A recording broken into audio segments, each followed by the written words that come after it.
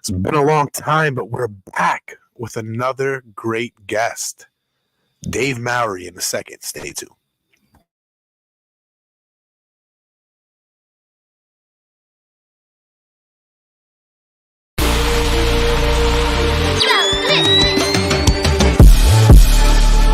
Welcome to Talking Junk. Talking Junk.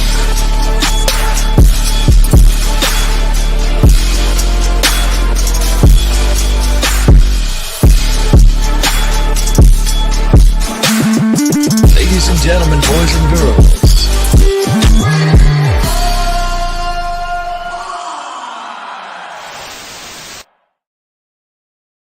Welcome to Talking Junk. It has been a long time. I know it's been like a month.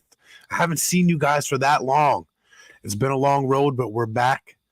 Thank you for bearing with us. I know you missed us because I missed you. But tonight we got a great guest, Mr. Dave Mowry, author of Oh My God, That's Me, is here to speak with us about numerous things, starting with mental health, healing with humor, imposter syndrome, pretending to be okay, overcoming challenges, never giving up, resiliency, and recovery. He's going to give you a little insight on sprinkles that'll help your life immensely. So let's just bring him right in because I know my life could use a little bit of sprinkle. I know yours can too. TikTok, everywhere else in the Talking Junk Network ether. Please welcome Dave Mowry to the show. How you doing, Hey, Dave? Jason. I'm good. How are you doing? Doing all right. I'm doing all right. It's been a while. I was supposed to have you, I believe, a week or 2 weeks ago. I'm glad we were able to reschedule. It's been a crazy month. We got 2 moons now, Dave. What is happening? Yeah. What is happening, huh? No, you had an interesting month, huh? Yeah. It's been kind of crazy. It's been kind of crazy, but I'm glad it's nearing the end. And well, it is. It's technically today's the first, so it's the end. Hopefully, I will see brighter skies to come. Yeah. But your book, Oh My God, That's Me, bipolar disorder, depression, anxiety, panic attacks, and more. This is only book 1. Are you working on book 2 at the moment? I'm working on, healing with humor and recovery, which is a lot of healing with humor. Humor has made a huge difference in my recovery. I had 14 lost years and dark days, and I was in that black tunnel, and The black finally tunnel? came up a black tunnel of depression and, Okay. homeless for 18 months and, all bad stuff. But came out the other side. I took a stand-up comedy class for folks with a mental illness, and it changed everything in my life. And so my next book, is going to be Healing with Humor, because that's what happened to me. I had just some really difficult times, and every time I thought about it, I'd have a panic attack.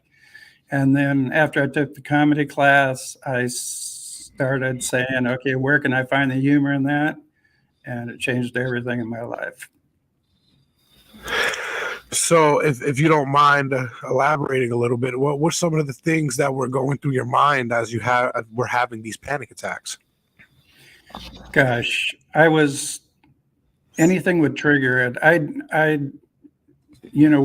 had a lot of loss, I had a successful business, So doing more really like well. Yeah, more like PTSD. Yeah, because I'd be listening to in the car, and a song come in and it'd trigger me, and I'd go into a panic attack, and it happened. It had happened 7, 8 times a day, and it was just awful. I mean, No, I I get can't. it. Yeah, People don't realize that PTSD doesn't just, well, it does. It happens for traumatic reasons, but traumatic reasons can be different from each person. A issue for me might not be as traumatic to you as it is to me, but it'll still trigger me in a way that it doesn't trigger you. Could Yeah, be for something. sure. That's exactly right. You talk about, the military folks and all that with the trauma, but it's trauma. I mean, if you have a big trauma and something takes you back to that trauma, that's PTSD, and it can happen for a variety of reasons. You bet. Right.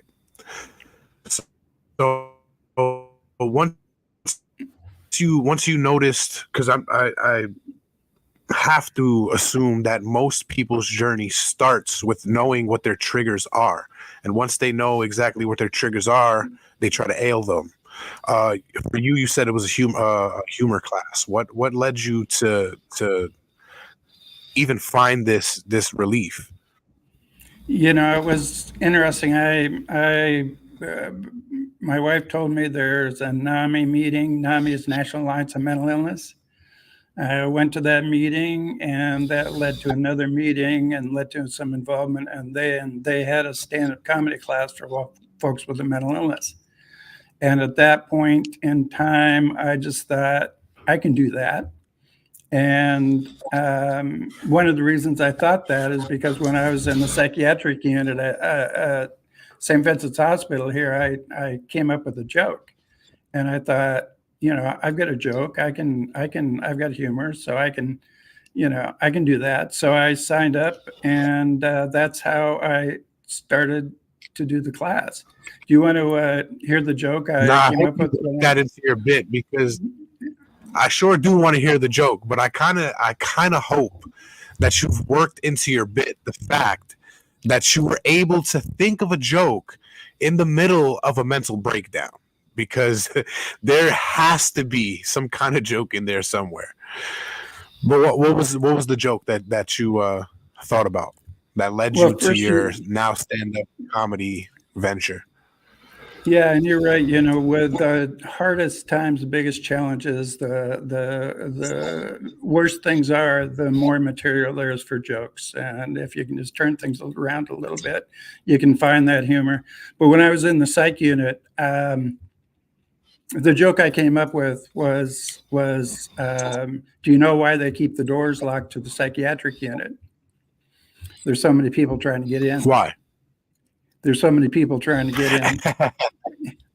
I mean, just so simple. So I don't know, but I thought, I can do comedy.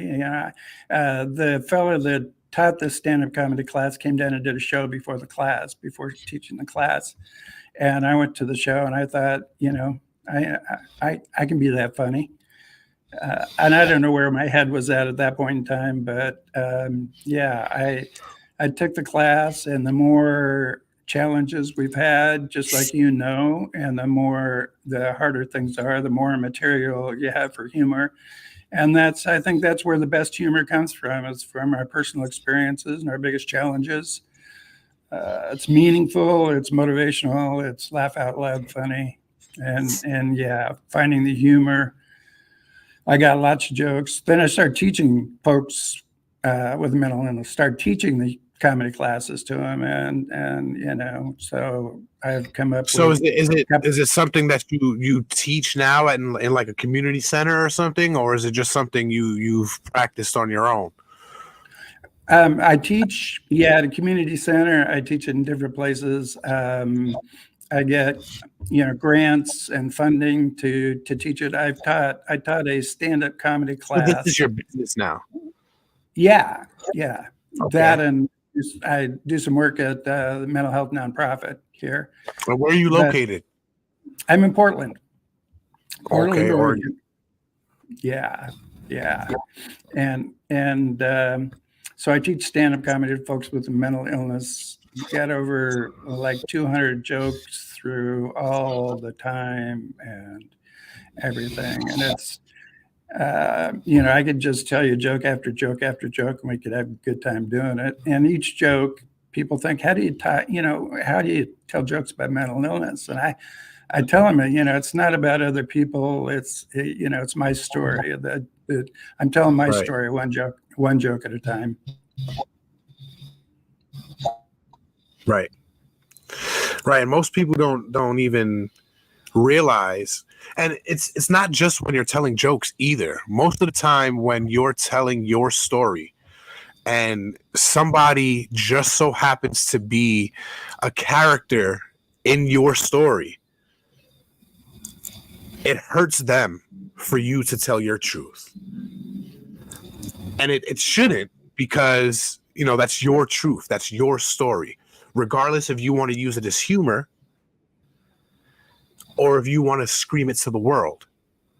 This is something that you have lived. So most of the time, other people's prerogative has no meaning to what you want to achieve with your story. So finding humor in it is amazing. I love the I don't want to say the idea, because it's more than an idea. You're helping people. How many people have you had join the program so far? I've probably taught like 80 folks, including the folks down at the Oregon State Hospital that were they're guilty except for insanity. I taught that class. That was a blast. But probably 80 folks. And you just stay in the Portland area, or do you venture out from other states? Well, we're mostly Oregon. We've done Oregon, Washington, a little bit in Colorado, just some different things. It's I've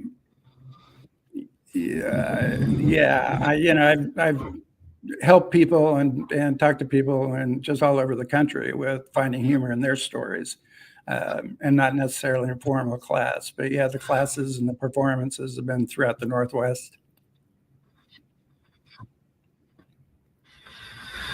Okay. What are some of the things that you found people have in common when they're trying to use humor for their pain? First of all, everybody has the pain. Everybody's pain is different, but everybody has the pain. And once people start looking for the humor in their challenges, they start to heal. They find humor.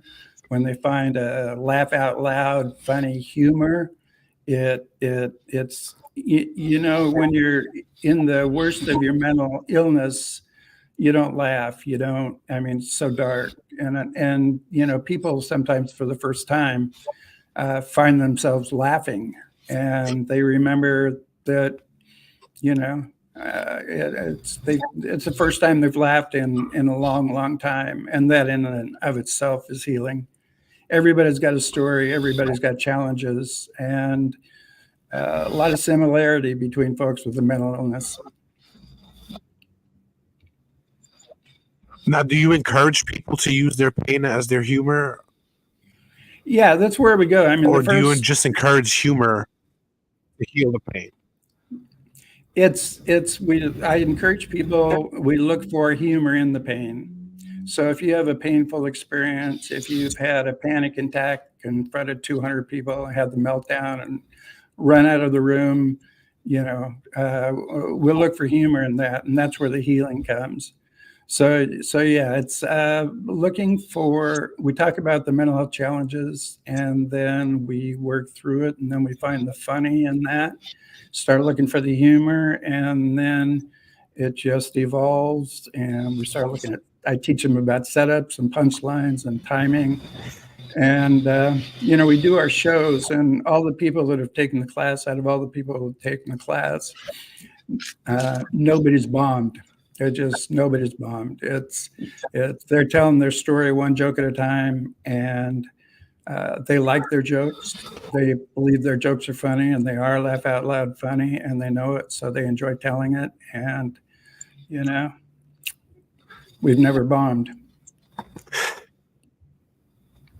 Good. Now, Dave, before we continue, I am going to, if you're open to it, I am going to try something new. I'm going to try to open the airwaves to callers as we go through our interview. So if anybody would like to call in, after a word from our sponsors. I will be putting the number on the screen shortly after. So just stay tuned right after a word from our sponsors. Subscribe for more videos. Don't forget to like, comment, and share.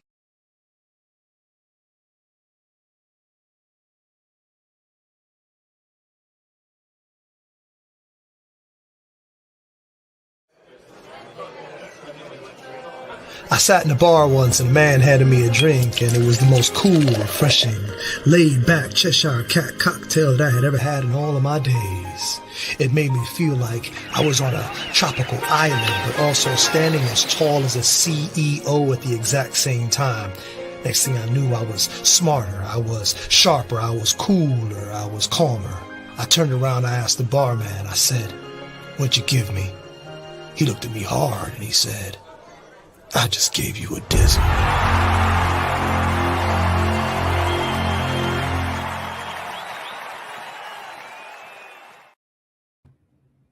I just gave you a dizzle.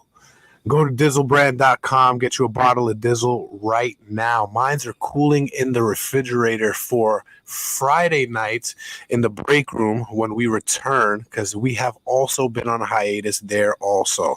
It's been a crazy month.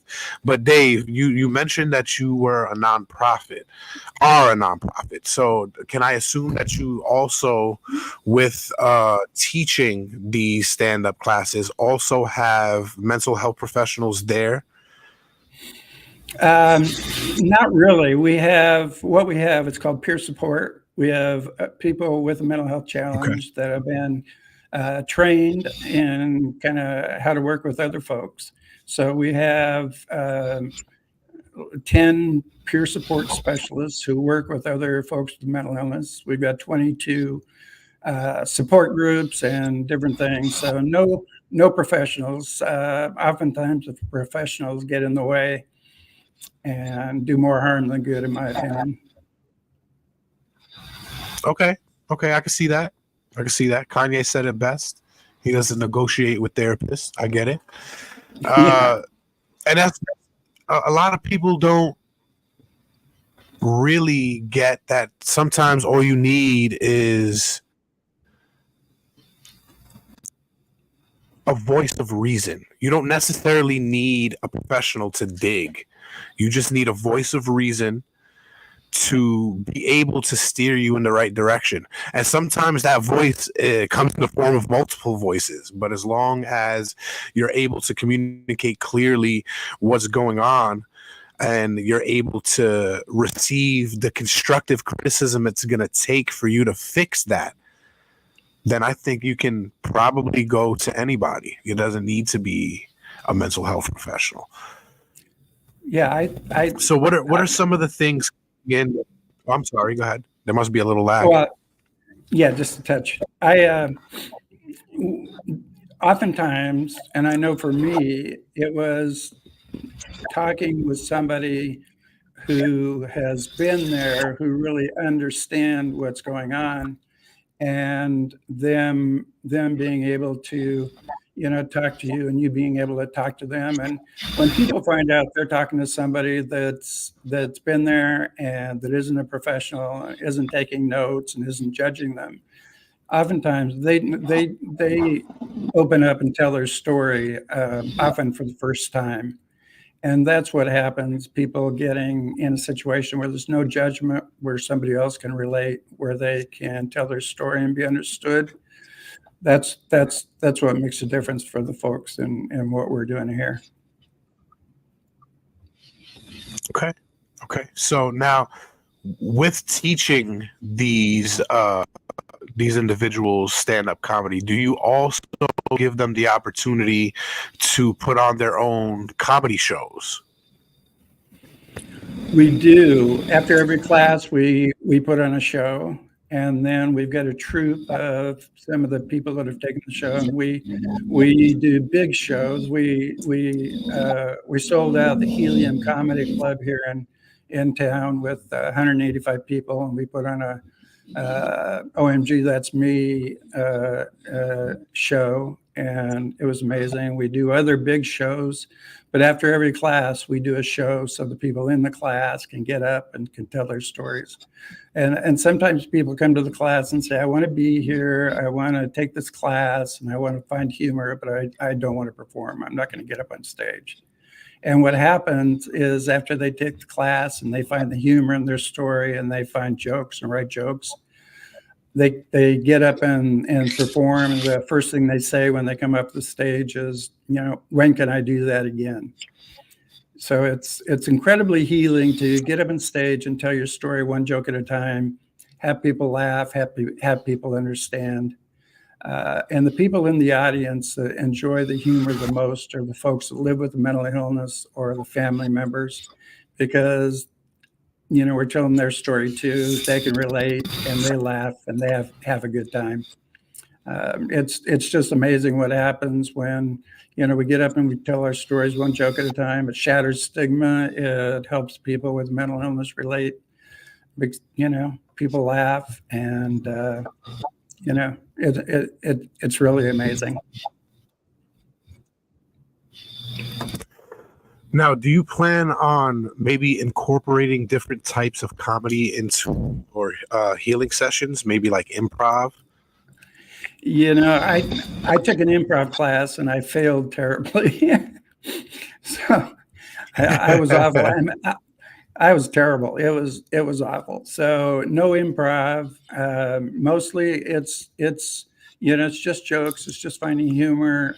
In the process of coming up with the jokes, we go everywhere. There's nowhere we don't go. We talk about suicide. We talk about some people have been in the criminal justice system. We talk about that. We talk about experiences, and we go everywhere. And so it's an interesting process. We don't have to do other types of humor, comedy, or training.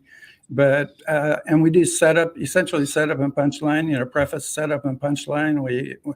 And the preface, the setup is true. It's honest. It's one that's based in truth. And then the punchline that comes out is the part that's creative and that's funny and that's unexpected. And so that's the way we go about it. I mentioned we talk about suicide, and suicide's never funny, but I have a suicide joke if you'd like to hear it. I'd love to hear it. All right. One time when things were really, really bad, I decided to end it all. So I went upstairs into the bathroom and I took a bunch of pills. Afterwards, I called my wife for help. She said there are more pills under the sink.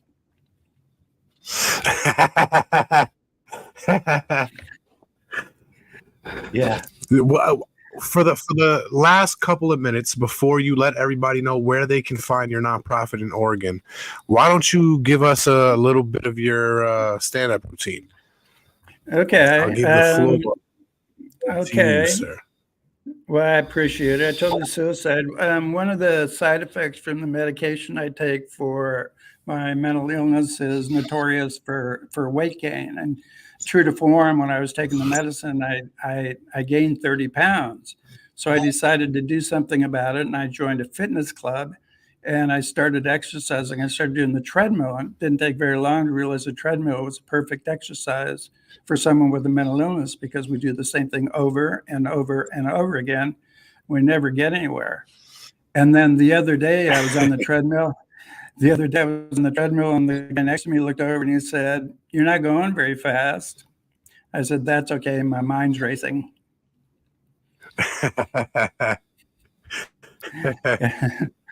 I know. There's so many. I think there should be a dating. I run another podcast called The Break Room. Yeah. I'd love the next time that you're on one of your classes or have one of your shows going. Maybe we get in, we live stream, we interview some of your people, we get their comedy skit live, and we make a YouTube thing out of it. Yeah, that'd be great. How do you feel about that? I feel good about that. And I know the folks would really enjoy it.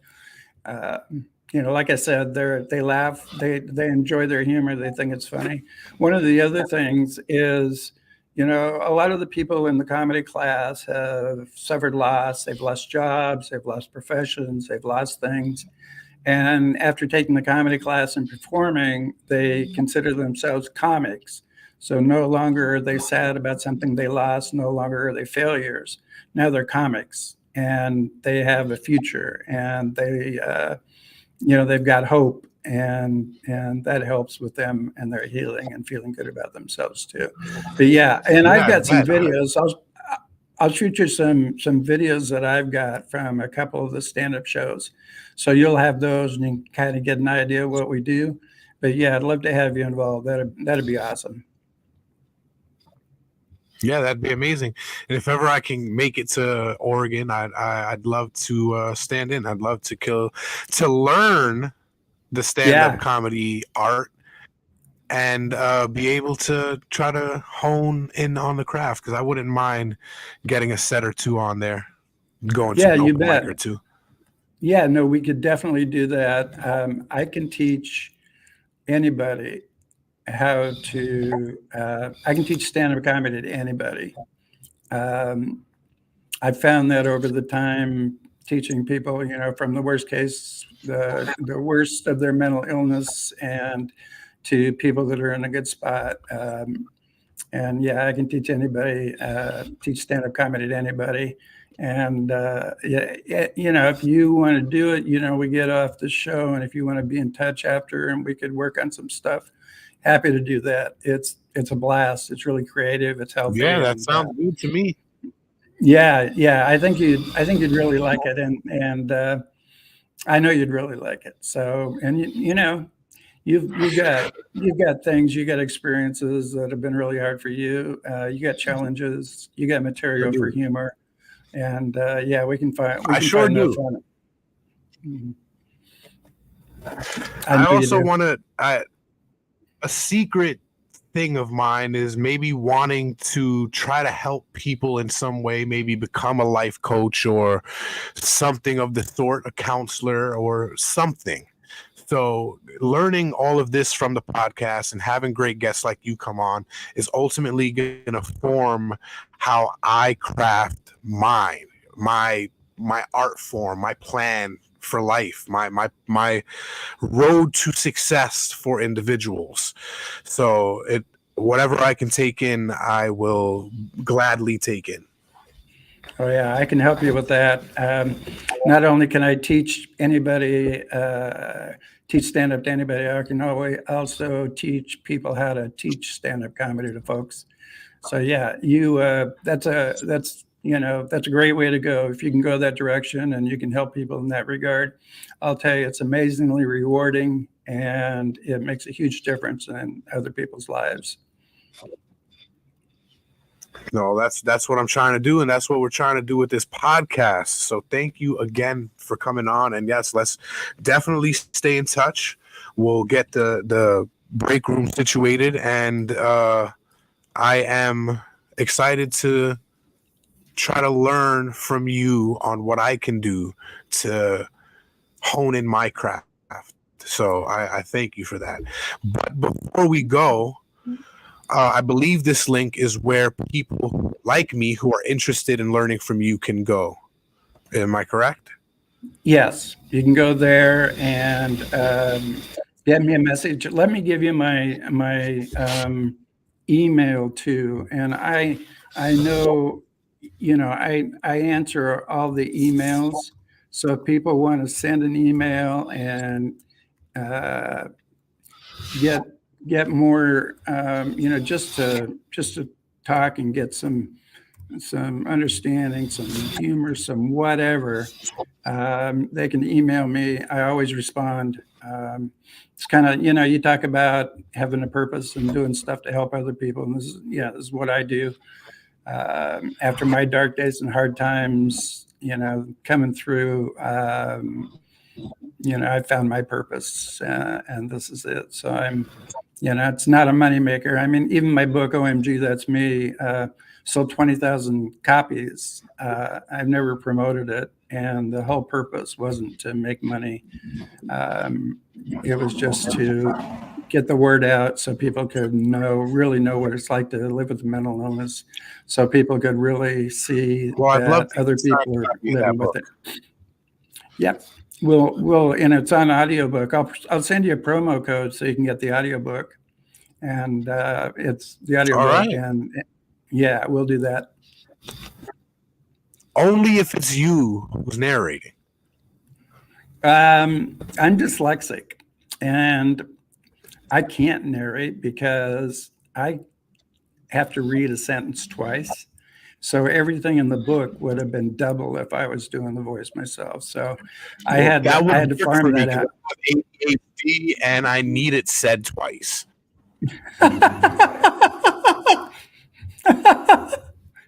That's great. Yeah. So yeah, we'll be able to compliment each other. Thanks, we will. Dave, for coming on. I appreciate your presence. Thanks so much for having me. It was great to talk with you. I look forward to talking to you offline too. Oh, definitely. I will send you my contact information shortly. Okay. Let me close this out for the heathens in the back, and I will speak to you in a second. There you have it. Most of the comedians that you've listened to tell you this all the time. One of the most recent ones was probably Kevin Hart. He had a stand-up special called Laugh at My Pain, I believe. So killing people, killing your emotions with humor is not a far-fetched idea. Go ahead and email Dave. He'll let you know how he started, the steps he took, and the road to success that he's on now. So stay tuned because we're not going anywhere again. I know I say this all the time, but you know what? Shit happens and life goes on. So stay tuned next week for another great guest. If it's not next week, maybe it's the week after. I got to check my calendar. I have been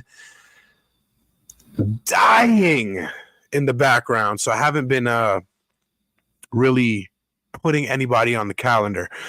We will be reformatting again soon. We're going to just do one whole big show again. We're going to combine the break room and talking junk. So it's going to be one big show, 1 to 2 guests a night, and then it's going to be followed by the antics of everyone in the break room. So stay tuned for those Talking Junk Fridays. I'll let you know when that's going to start. Other than that, I don't know what else is there to say, but thanks for fucking tuning in. We fucking love you. Thanks for having patience. Next time, next week, the week after, this Friday, use that number. We're going to be taking callers and asking questions, or rather answering questions. We love you. Peace out.